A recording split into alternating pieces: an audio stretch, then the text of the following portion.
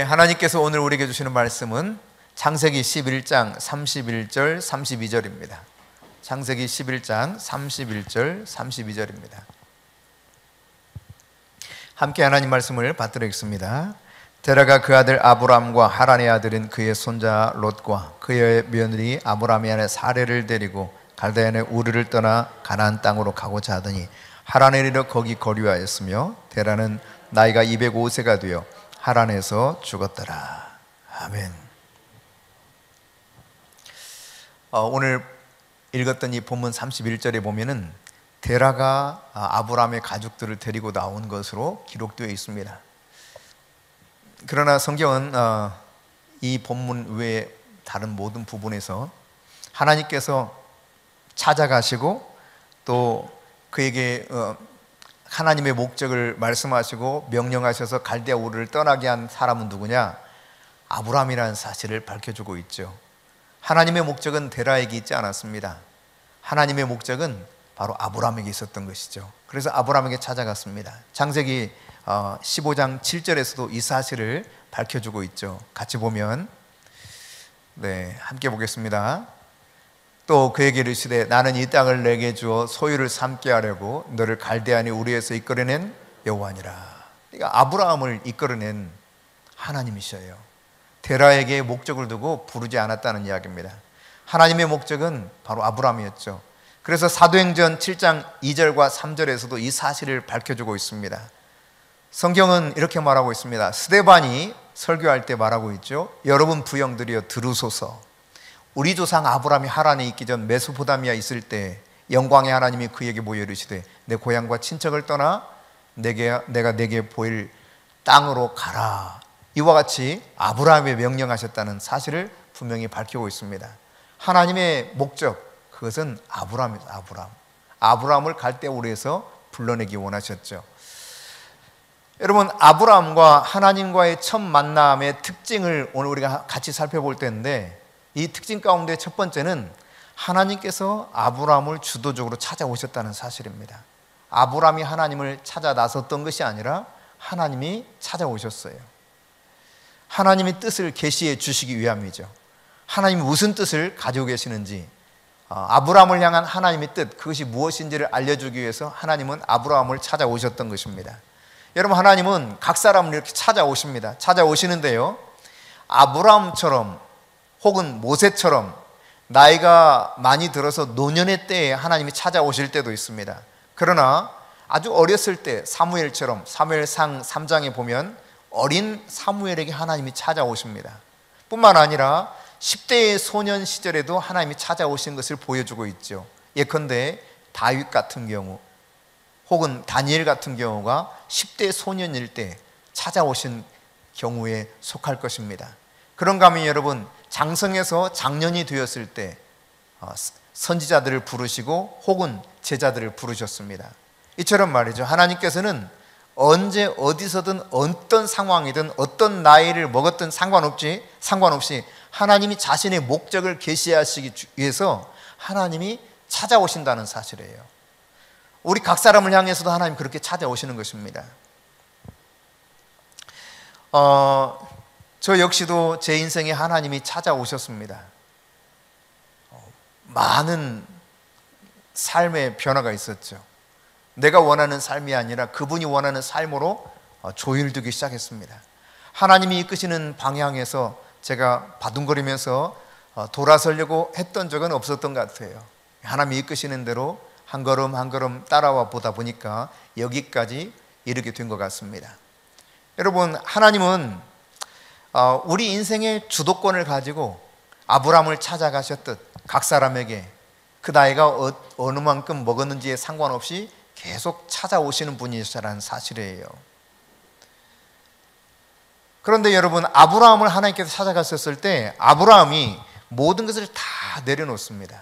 그리고 어디로 가야 될지를 모르는데 하나님만 아시는 곳, 하나님만 아셔요, 어디로 가야 될지를. 그런데 그 하나님만 아시는 곳으로 따라가기로 결정을 하고 따라 나섭니다.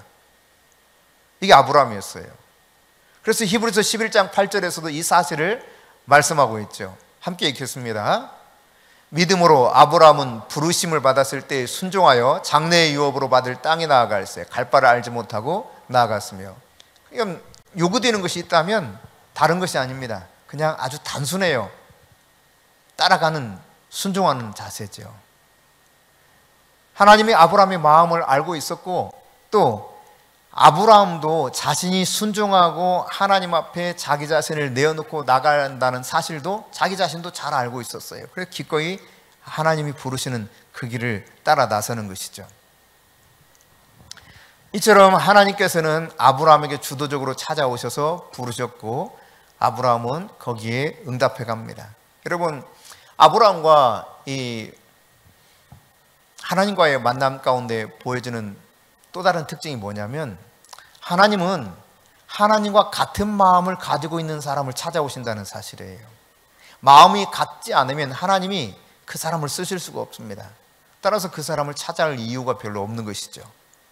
그러니까 하나님의 시각에서 볼 때, 여러분, 믿음이라고 하는 것은 굉장히 중요합니다. 인간의 시각에서 봤을 때, 인간의 관점에서 봤을 때는 그 사람이 얼마나 재능이 있는가, 얼마나 소유가 많은가, 겉으로 보이는 것이 굉장히 중요할 거예요. 스펙이 어느 정도 좋은지, 이런 것들이 사람을 선택하는 기준이 될 수 있을지 모릅니다. 그러나 하나님의 시각에서 봤을 때는 뭐가 관전 포인트냐? 같이 해봅시다. 하나님은 믿음을 보십니다. 하나님은 믿음을 보십니다. 다른 거 보지 않습니다. 이 딱 한 가지 보십니다. 믿음. 믿음을 보시고 하나님이 관계하기 원하셔요. 그래, 너를 내가 택해서 내가 너를 통해서 나의 목적을 이루기 원한다. 그 사람의 믿음 보고 하나님 찾아오시는 것이죠. 이스라엘의 왕, 초대 왕은 누구였습니까? 베냐민 입자 기스의 아들 사울이었습니다. 사울. 그는 다른 사람보다도 훨씬 키가 컸고요, 아주 얼굴도 너무 잘생긴, 딱 봐도 야, 저거 기골이 장대하고 멋있어서 왕 같다라고 여길 만한 그런 사람이었습니다. 하나님이 그렇게 사울을 통해 이스라엘 초대 왕으로 세웠는데, 하나님이 그를 버리시고 다윗을 선택합니다. 여러분, 왜 사울을 버리시고 다윗을 선택하는가? 사무엘상 13장 14절에서는 이렇게 말씀하고 있죠. 같이 읽습니다. 지금은 왕의 나라가 길지 못할 것이라. 여호와께서 왕에게 명령하신 바를 왕이 지키지 아니하였으므로 여호와께서 그의 마음에 맞는 사람을 구하여 여호와께서 그를 그의 백성의 지도자로 삼으셨느니라 하고. 아멘. 그러니까 하나님이 마음에 맞는 사람을 선택해서 찾아가시더라는 이야기예요. 그러니까 하나님과 같은 마음을 가질 수 있어야 돼요. 하나님이 원하시는 것을 나도 꿈꿀 수 있어야 돼요. 하나님이 말씀하시는 것을 기꺼이 내가 받아들일 수 있어야 돼요. 하나님의 마음과 하나님께서 택하신 사람의 마음이 하나가 되어야 된다는 이야기입니다. 그래야 하나님이 마음에 있는 것을 계시해 줄 수 있어요.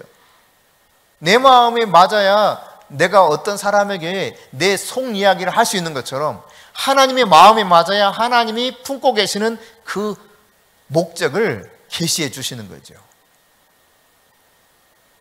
하나님의 마음에 맞는 사람이어야 그 계시된 하나님의 목적을 받아들일 수 있습니다. 그렇지 않으면 나하고 무슨 상관이 있다고 그걸 이야기해. 나는 싫어요. 이렇게 말하고 말겠죠. 사무엘상 16장 7절에 보면 하나님이 우리를 보시는 것이 어떤 것인가를 잘 보여주고 있죠. 사람은 외모를 봅니다.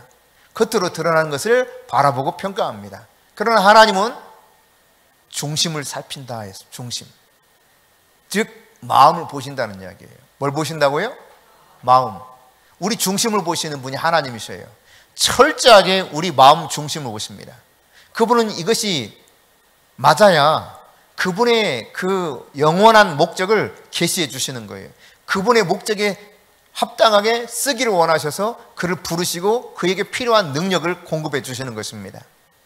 그러므로 여러분, 하나님과 여러분 자신의 마음이 하나 될 수 있기를 바랍니다. 여러분 중심이 하나님을 진심으로 사랑할 수 있기를 바랍니다. 하나님 그런 사람 통해서 일하시는 거예요.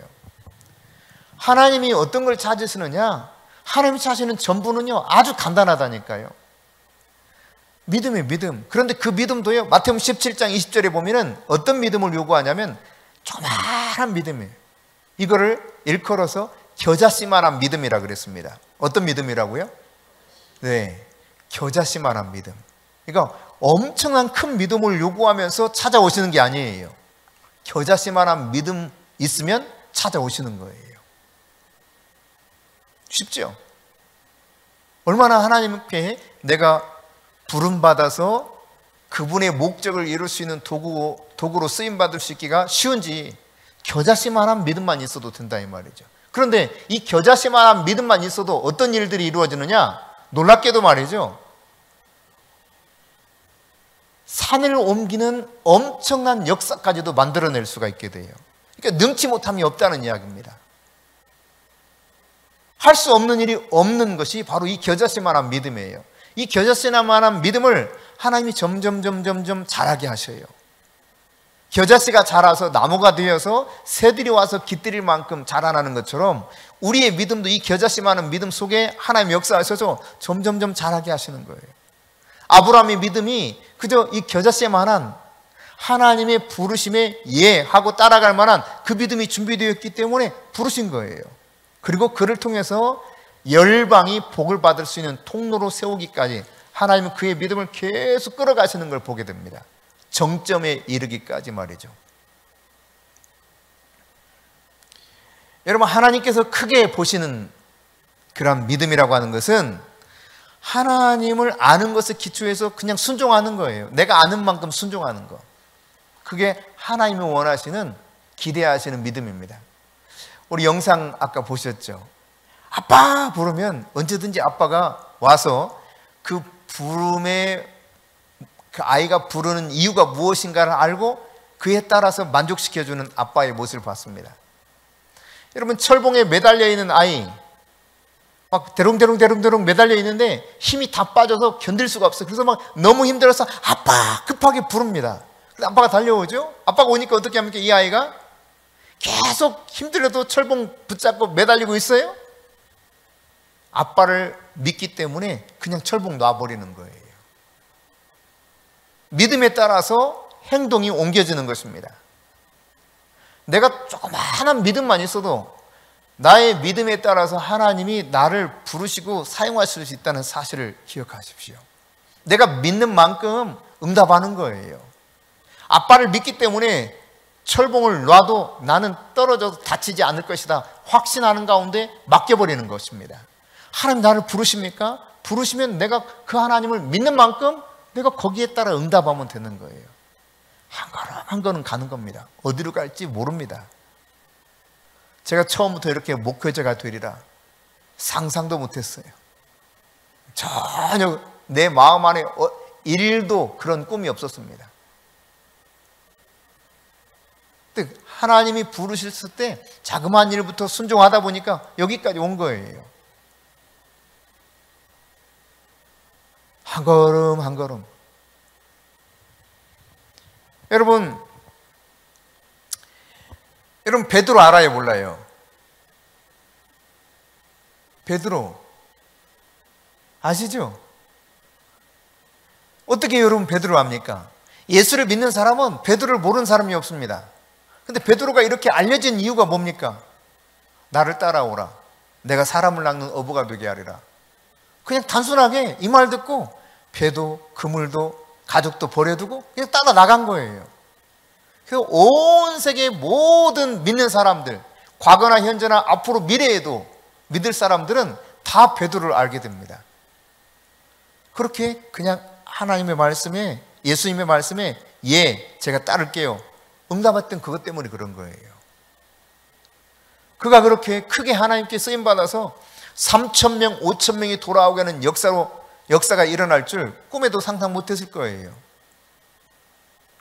그러나 하나님은 베드로를 이와 같이 귀한 초대교회의 수장 같은 역할을 감당하도록 그를 사용하신 것을 우리가 성경을 통해서 잘 알게 되는 이유는 그저 단순하게 오라 그러니까 따라간 거, 바로 거기서부터 출발했던 것입니다. 여러분, 우리의 삶 가운데, 여러분의 삶 가운데 하나님께서 자, 모든 것을 버리고 나를 따라올래? 라고 말씀하신다면 바로 그때가 때가 찬 순간이에요. 하나님은 때가 찼을 때 역사하시거든요. 이제 더 이상 망설이지 말고, 이제 더 이상 헤매지 말고, 이제 더 이상 주저하지 말고 내가 말하는 대로 한번 해보렴 할 때 내 마음 가운데 그 감동이 있어 따라가는 그 순간, 바로 그때가 때가 찬 나의 상황이라는 이야기입니다. 카이로스, 하나님의 때가 된 거예요. 믿음의 기초에서 여러분이 순종하는 것, 한 걸음 한 걸음 나아가는 것, 이것이 얼마나 중요한가를 우리는 아브라함을 자세히 살펴보면 살펴볼수록 아주 명확하게 알 수 있게 됩니다. 여러분, 아브라함과 이 하나님과의 만남 가운데 또 하나의 특징은 뭐냐? 아브라함이 말이죠, 믿음으로 하나님의 부르심에 반응했다는 사실입니다. 여러분, 하나님에 대해서 내가 무엇을 믿고 있느냐, 이것은 내가 어떻게 반응하느냐, 이것이 보여주는 거거든요. 앞서 잠깐 말씀드렸던 것처럼 아빠에 대해서 어떻게 믿고 있느냐가 아이가 반응하는 거예요. 여러분, 아빠를 믿지 못하면 절대로 철봉 놓을 수가 없습니다. 아빠를 믿기 때문에 그냥 과감히 전혀 계산하지도 않고 그냥 놔버리는 거예요. 하나님에 대해서 우리가 반응하는 것이 나의 믿음을 그대로 보여주는 거죠. 내가 어떻게 하나님을 알고 있는가. 그러므로 여러분이 아브라함이 하나님을 신뢰하고 순종하면서 모든 것을 버려두고 가기로 작정하고 그 집을 떠났던 것처럼, 본토 친척 아비 집을 떠났던 것처럼 우리에게 하나님이 찾아오셔서 말씀하실 때 내가 그렇게 아브라함과 같은 믿음의 반응을 보일 수 있어야 된다는 이야기입니다. 그럼 그런 준비 되어 있습니까? 네. 아브라함의 믿음이 하나님의 부르심에 그냥 순순히 반응해서 나올 것이라는 사실을 하나님도 아셨을 거예요. 그러니까 아브라함을 선택한 거죠. 여러분, 하루하루 하나님께서는 아브라함에게 자신의 뜻을 계시해 주셨습니다. 처음부터 끝까지 다 아브라함을 향한 그의 영원한 계획을 다 계시해 주신 것이 아니에요. 그냥 하루하루 계시해 주셨어요. 아브라함은 하루하루 하나님의 음성을 듣고 그분 말씀에 순종해서 따라갔던 것입니다.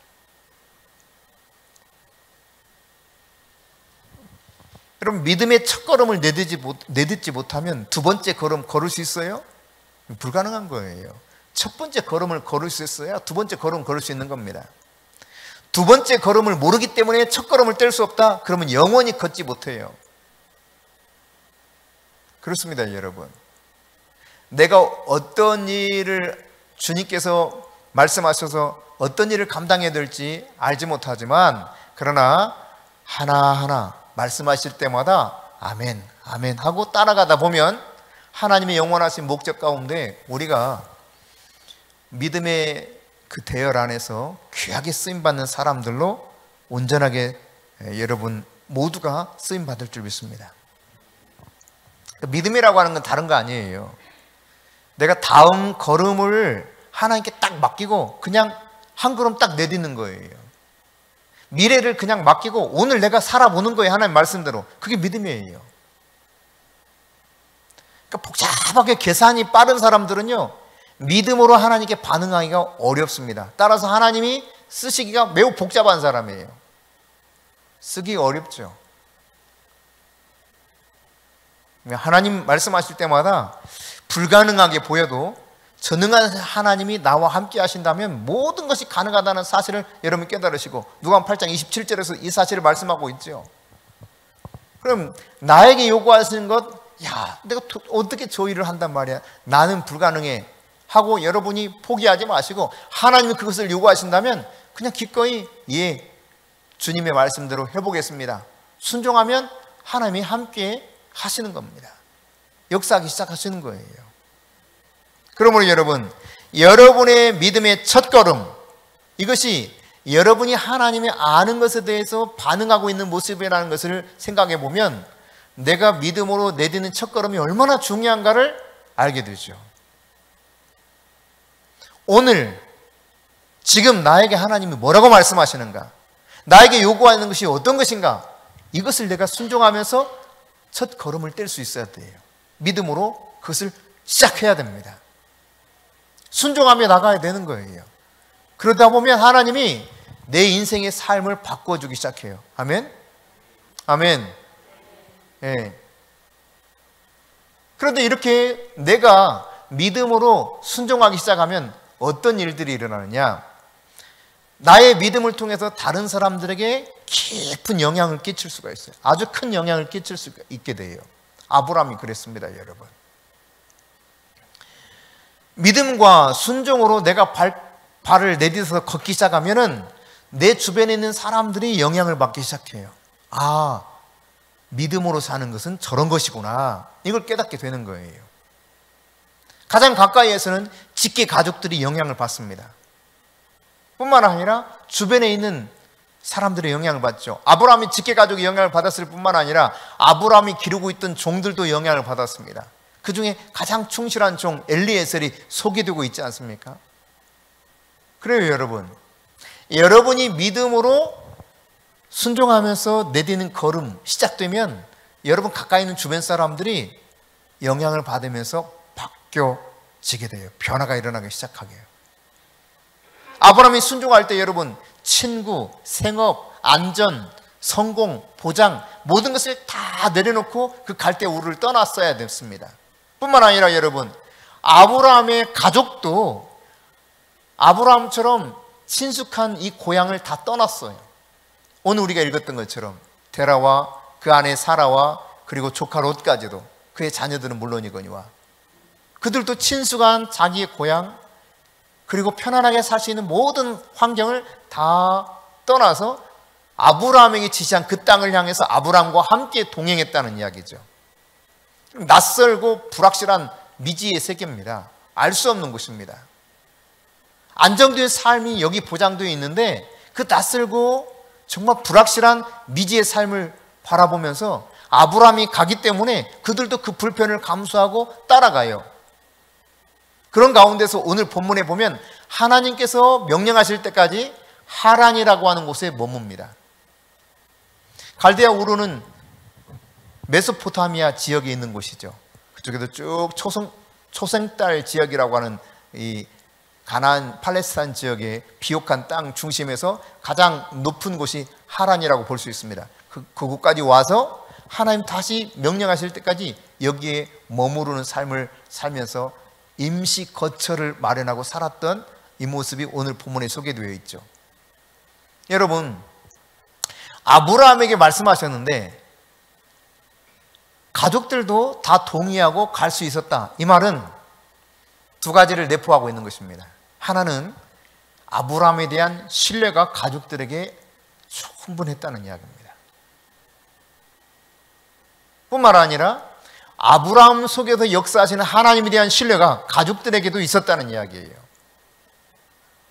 여러분, 여러분이 정말 하나님 앞에 그렇게 귀하게 쓰임받을 수 있는 사람이 되려면 나에 대한 사람들이 신뢰를 가질 수 있어야 돼요. 아, 저 사람 믿을만해. 그 신뢰가 있어야 됩니다. 아, 저 사람 속에서 일하신 하나님 내가 믿을만해. 내가 가만히 보니까 저 사람 속에 진짜 하나님이 역사하더라. 아, 나도 그 하나님 따라가 볼만해. 내 인생 걸만해. 라고 할 수 있어야 아브라함 가족들처럼 따라 나가게 되는 거예요. 그러니까 나 한 사람의 믿음이 얼마나 중요한가. 이것을 정말 절절히 깨달을 수 있는 것이 이 아브라함을 통해서 볼 수 있는 바죠. 오늘 또 하나님께서는 그분이 주도적으로 각 사람을 찾아오십니다. 그리고 하나님은 하나님과 동일한 마음을 갖고 있는 사람을 부르셔요. 마음이 같아야 돼요. 마음 중심이 하나님이 원하는 마음으로 변화되어 있어야 돼요. 그럴 때 하나님은 우리를 통해서 기꺼이 일하기 시작하시는 것입니다. 내가 그렇게 믿음으로 아브라함처럼 반응하기 시작하면 나뿐만 아니라 내 주변에 있는 사람들로 동일한 영향을 받아서 하나님께 이와 같이 아름답게 쓰임받을 수 있다는 사실을 우리가 아브라함의 인생을 통해서 배우게 됩니다. 여러분, 아브라함을 찾아오셨던 그 하나님, 오늘 여러분 각 사람을 찾아오십니다. 아브라함을 부르신 그 하나님께서 순종하도록 요구하셨던 것처럼 하나님은 우리 각 사람에게 각각 너는 이렇게 했으면 좋겠다 말씀하십니다. 우리가 하나님을 따라서 가는 데 있어서 무엇이 걸림돌이 되는지, 때로 하나님께서는 하란에서 아브라함의 아버지 데라가 떨어져 나가게 했던 것처럼 우리가 하나님의 부르심을 온전하게 이루기 위해서 무언가 걸림돌이 된다면 이것도 떼어내시는 때가 올 것입니다. 하나님의 형상을 닮은 하나님의 사람들, 하나님이 부르실 때 아브라함처럼 믿음으로 반응하면서 한 걸음 한 걸음 걸어가다 보면 아브라함과 같은 믿음의 대열 속에 히브리서 11장에 기록된 믿음의 그 선진들 이름처럼 우리의 이름도 하늘나라의 생명책과 하늘나라의 행위를 기록한 책들 속에 다 기록되어서 주님 앞에 갔을 때 와, 참 순종했구나. 너 적은 일에 참 순종 잘했다. 그래, 너에게 큰 일도 맡기리니 주인인 나와 함께 이 잔치에 참여하렴 하고 주님이 여러분에게 칭찬해 주실 것입니다. 오늘 나를 부르시는 그 하나님의 음성을 잘 귀결을 들으시고 나에게 말씀하시는 그 말씀에 따라 믿음으로 첫걸음을 잘 떼실 수 있길 바랍니다. 하나님은 가장 귀하게 보시는 것 바로 그런 믿음으로 순종하는 첫걸음부터 시작된다는 사실을 기억하실 수 있기를 바랍니다.